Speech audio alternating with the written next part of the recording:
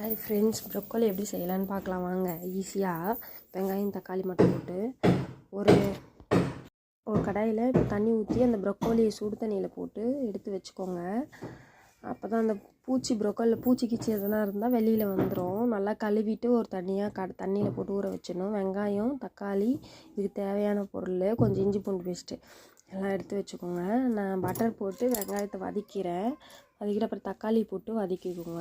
வதக்கிட்டு லைட்டாக உப்பு போட்டுக்கோங்க. இந்த ப்ரொக்கோலி போடும்போது உப்பு போட்டுக்கோங்க தேவையான அளவு. போட்டு வதக்கி நல்லா வதக்கி வச்சுக்கோங்க.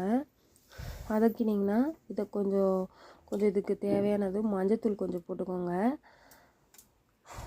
மஞ்சத்தூள் பாருங்கள், மஞ்சத்தூள் கார மிளகாத்தூள் போடுறதுனாலும் போடலாம், இல்லை நம்ம கரம் மசாலா போடுறதுனாலும் போடலாம். எனக்கு காரத்தூளும் மஞ்சத்தூள் காரத்தூள் இது 2 தான் நான் போடுவேன். போட்டு ஈஸியாக டக்குன்னு முடிச்சிடலாம்ல, அதனால் போட்டு நல்லா வதக்கி விட்டுறணும். இல்லை தண்ணி சுண்டுடும், தண்ணி சுண்டுற வரைக்கும் இது பண்ணணும்.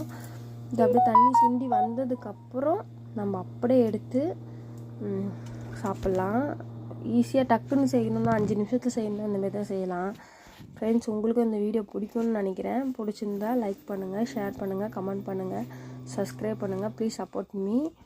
தேங்க்யூ, பாய்.